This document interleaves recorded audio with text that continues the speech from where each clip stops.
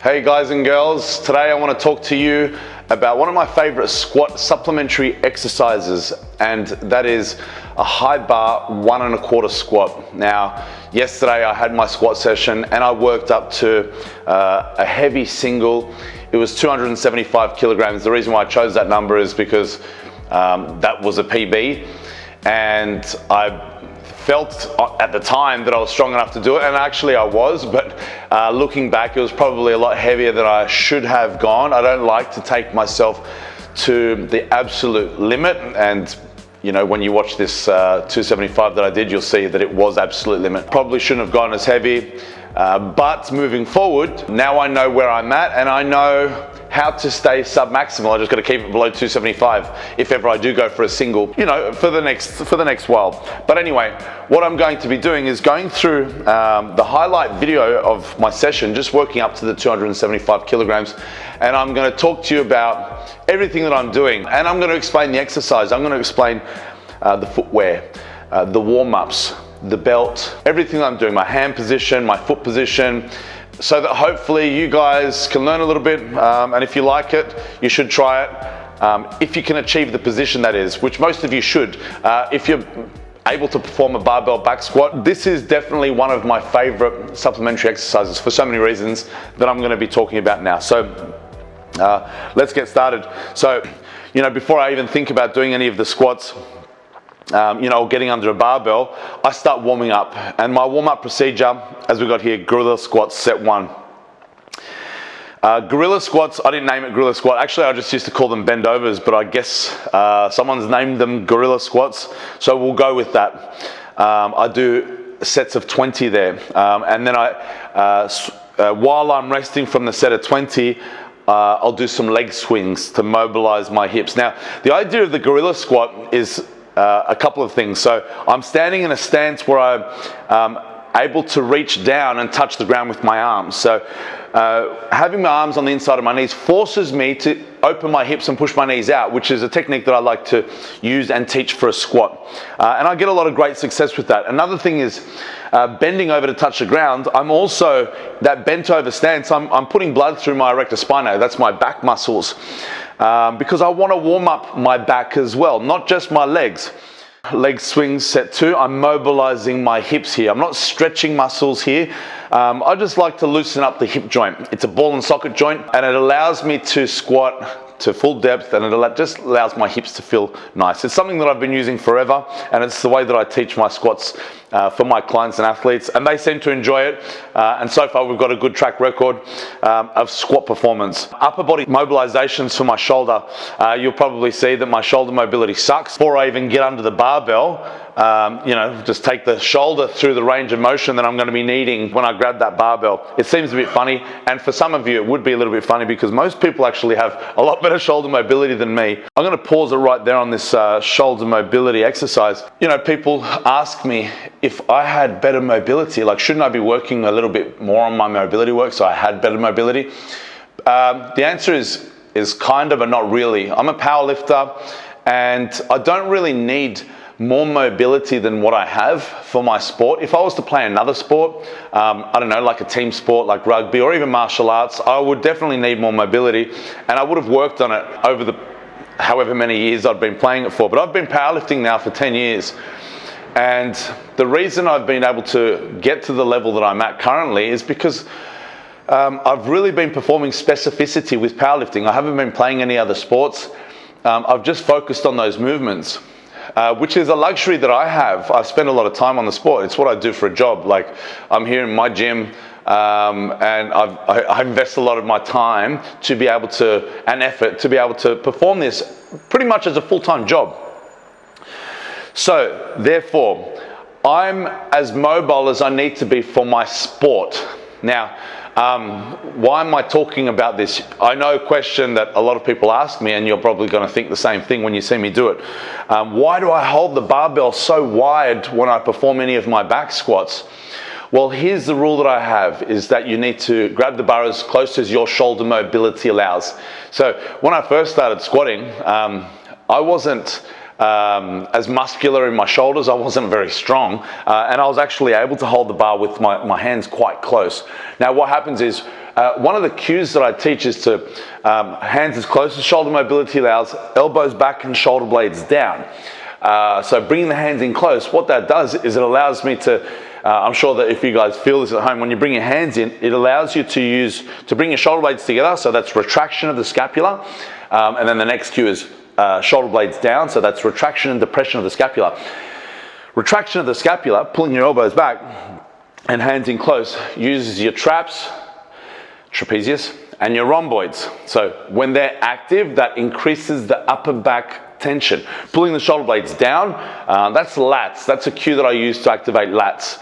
Lats attaches from the front of the shoulder here and comes around and attaches to the lower back through fascia, and then it attaches to the top of the pelvis. So it covers a very long distance of the spine. So when we want to be loading our spine in exercises such as a squat or a deadlift or any spine loading movements, so those variations of the squats and deadlifts, it makes sense to have the lats on. So that's depression of the scapula. So that's all about upper back tension so that we can load our spine safely. So people then say, why are you holding the bar so wide? Well, actually, that's just as close as my shoulder mobility allows. It is laughable, I'll admit it, but it's what it is. Okay, so let's press play again with me walking up to my first weight. So just rewind a little bit. I've done 4 sets of those gorilla squats. Usually that's what I do, so 4 sets of 20, so I'm quite warm. And now I come to my first weight, grabbing the bar as close as my shoulder mobility allows, which is hands flat on the plates. Look at the movement. It's a high bar squat, it's a 1 1/4. So that quarter movement is at that bottom position. Pause right there as I'm coming up to the 100 kilograms, which is my next set. And let's talk about a few of the things. So this is a high bar squat. Where does the bar sit on the high bar? Upper trapezius. My low bar is probably about, where the barbell rests on my rear delts, is probably about 2 inches further down on my back, and it's a lot stronger. So the idea of this is actually to build the muscles and strengthen the areas that I've neglected with my main competition style. So what does that mean? So my main competition style of squat is a low bar squat with wraps.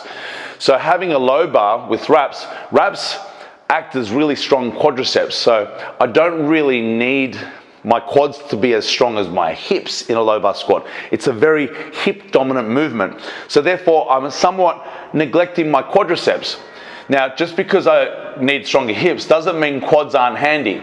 And if I continue to neglect my quadriceps, I'm going to have a weak point and therefore my squat's going to suffer. So this is where I spend time correcting those imbalances, strengthening my weak points so that when I come back to my main style of squat, there's no weak points, hopefully. There's always going to be something, but that's what we work on improving, is weak areas. So quadriceps being a weak area, I want to think of a squat variation that's going to allow me to strengthen my quadriceps.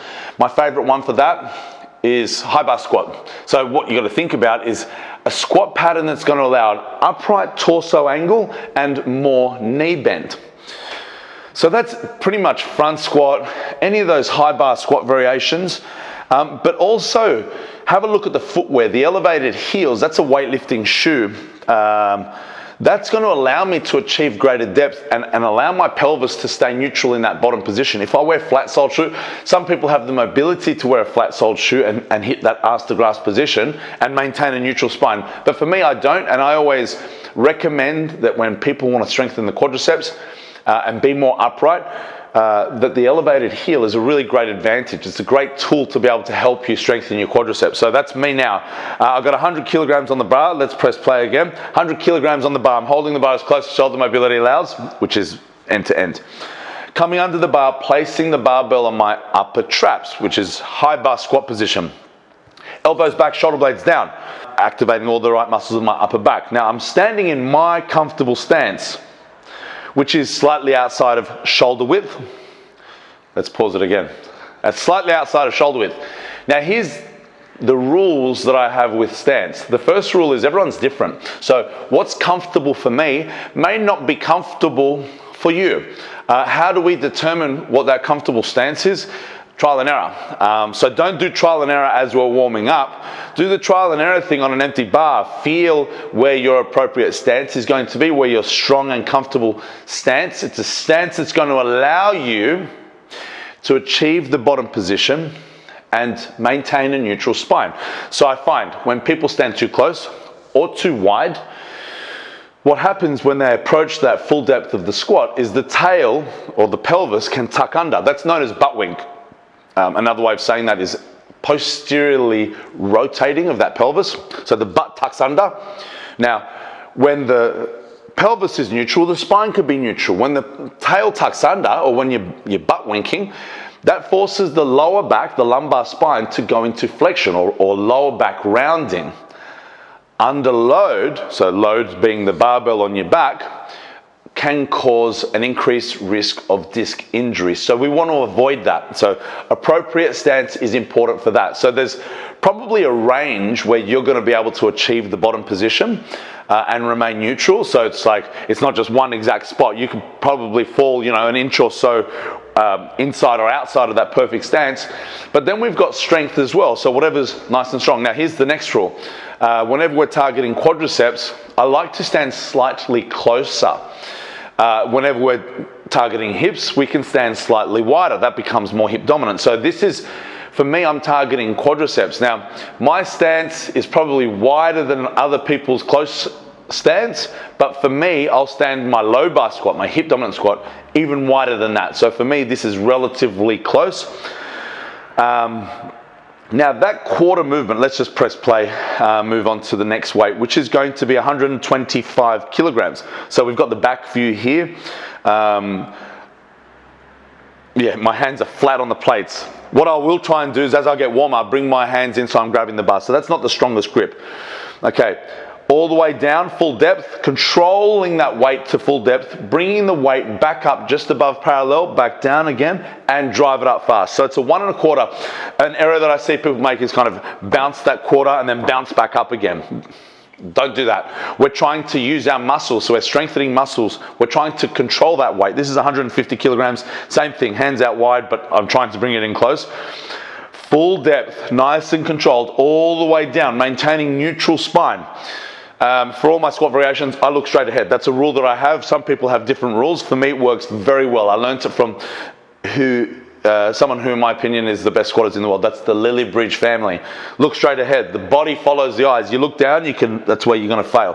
175 kilograms, full depth, controlling it, that quarter movement. Let's pause it here as I'm racking that 175. Why do I do that quarter rep at the bottom? Well, the bottom range, that's the weakest part. When people are cheating their squats, they want to do, the quarter rep gang. They want to, the shallow squat is because that's the easiest part. That's the strongest part. As we get lower and lower and deeper, it becomes a little bit harder. We are in a less mechanically advantageous position. So that full depth, I don't want a weak point. So that's something that I say. You can't be too strong in that bottom of that squat. So if in doubt, strengthen that bottom range. So that's what that extra quarter rep is doing.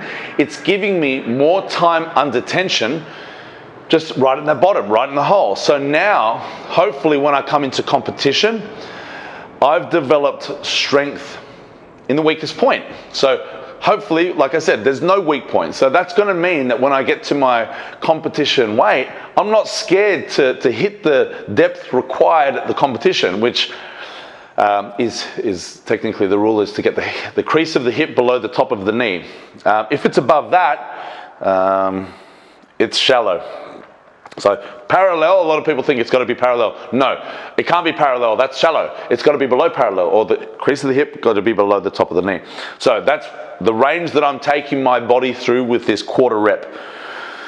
Okay, 200 kilograms up next. Same thing. I haven't brought my hands in yet. I am getting warm and my shoulders are feeling more uncomfortable to place that bar in position. Elbows back, shoulder blades down. Walk out to my comfortable stance. Let's have a look at the feet, pausing in that bottom position. Now let's have a look at my stance. My toes are pointed slightly outwards. Now, if it was up to comfort, my toes would be pointed a little bit further outwards than this. here's a little trick that I like.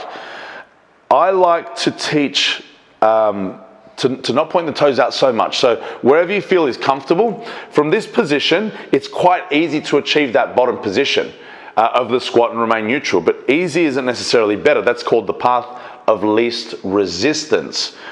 Okay, so that is comfortable, but it's not necessarily strong. Something that I find very strong, not only for myself, but a lot of my athletes, is to bring the heels out a little bit. So the feet are a little bit straighter. I'm not talking that I want your feet to be parallel, but just not splayed out to the most comfortable point. Bring the heels out a little bit so the toes are only pointed out slightly. Try that. You're gonna feel an increase of tension in a good way at the hips. And that increased tension is also increase of strength. Okay, so it's a slightly stronger position. For some of you, you might feel that it makes it a little bit more challenging to achieve that bottom position. Yeah, it does, because we've increased tension. But it is still a proper technique, and it is still a safe technique. Not too much that it's uncomfortable, or if it creates any pain, just don't do it. So this isn't a painful technique for me. It's just a little bit tighter in a good way. Tight equals strong, loose equals weak. Remember that. Okay, so press play again. So that quarter rep with 200, looking good. I'm still able to control that weight, neutral spine, no breakdown of technique, and I'm shooting that weight up pretty good speed. I don't want to say fast, you know, it's controlled really nicely. Next weight, we got 225 kilograms. Now look at my hands, I've brought them onto the bar, so it's not hands on the plates anymore. I brought the hands onto the bar and I'm holding it with 3 fingers. Okay, so that's my shoulders are warming up. I'm increasing the tension here. Okay, nice and controlled. I'm not just dropping it, controlling up, don't just bounce up. And then back up to the start again. Now, 225 kilograms, that's the weight when I start feeling like this is going to determine if it's a strong day or not. You know, when I've got 100 kilos on the bar and someone says, how does it feel? It's hard for me to answer that because it's really lightweight and it feels easy, and it should feel easy. That weight doesn't ever feel hard. But now we're at a weight. So about 225 kilograms, I'm starting to really feel the weight. And feel whether or not it's feasible to hit those numbers that I've planned for in the session. Okay, press play. Walking up to 250 kilograms. This is my last warm-up. I've got it on mute at the moment, but my music starts to go a little bit louder. I start to get a little bit more psyched up. I don't like to psych up during my session because it's quite exhausting, but now as I'm getting heavier, this is nice and controlled. 250, full depth, controlling it up that quarter rep. Knees are pointing outwards in the same direction as my toes. The goal is to open the hips. Spread the floor. Let's pause it before I come in for that 275 kilogram top set. So what I'm doing with my feet is, the cues that I use is initiate the movement, initiate the down phase by imagining that you're spreading the floor. So imagine there's a piece of paper on the ground and you're standing on it and you want to rip that paper in half. So there should be slightly, your feet should be flat, definitely, but there's slightly outwards pressure on the feet. That's how I like to teach it. What that does is having outwards pressure, it's not just a two-dimensional movement. You're not just going bum back and knees forward. We're opening the hips. The knees are coming out. We're creating force this way. So that's called, so when we bring our legs outwards, that's called abduction of the hip joint. Glutes are responsible for that. And it's kind of like, imagine windscreen wipers. That's kind of what we're doing with our feet. So this is called abduction of the hip joint as well as external rotation. They're two main functions of the glutes. The third being extension, which is what we're doing. We have no choice but to extend the hip joint. So that's getting the most out of our really strong glutes, okay? So spreading the floor, knees out in the same direction as the toes, opening the hips. Ed Cohen, the greatest powerlifter of all time, would say, open your taint. You may have heard him say that. That's what he's referring to. So one great reason why we're doing that is to really utilize our strong glutes and hip muscles. Another nice reason for doing this is opening the hips creates room for the pelvis to achieve that bottom position. It's not just a two-dimensional movement.